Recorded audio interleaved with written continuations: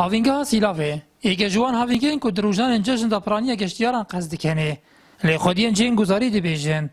پرانیا وان گشتیاران تنه بو چند جمعه دمین سیلاوه جبر نبونا چجین و حواندنه لو ما جهن مفا جوان گشتیاران های تواجدن جروی او بریوه راستی گله کارت کردن المدت نو که از دی بحث خورنگو ما کم 300 نفر تنت جوروا بلا اوتیلک هبا با 100 نفر حوان بام شوی هند بزرگ ده صدیب مینن اوجی یعنی جهه که وصا جت رازینینن وکید بشن فان حالتا و قیرانه بو وی خلکی گشت و گزار قوت بخن وکید دولت عالم دو خلکی ما وکید بشن جیان خوب ابره و بات راتب نین گشت و گزار یا قوت کوید دی خلک پتر برای خودت اوری گشتیار ماجی 9 تلفلا يعني 2 ساعات و تلفلا وجه زفري تبع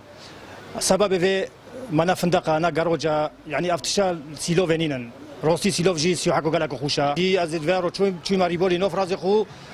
اف جاروجا ما هيو بسروبرا قالك بسروبرا يعني اشي ما تحتو 20 عيلو الولد نوف جاروجت نفستيبون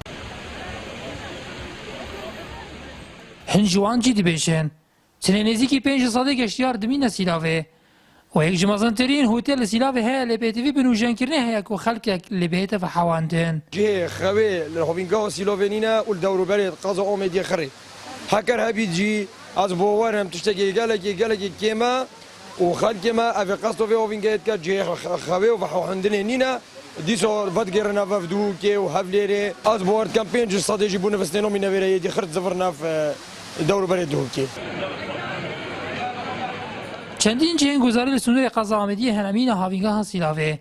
لینبونا جهن و حواندن و کو اوتیل و موتیل گشتیار نچار کرینه کو وگرنا پارزگاه ها دوکه و وجو کو خودین جهن گزاری دبیجن کارتکرین خو هیال سرگزاری دوره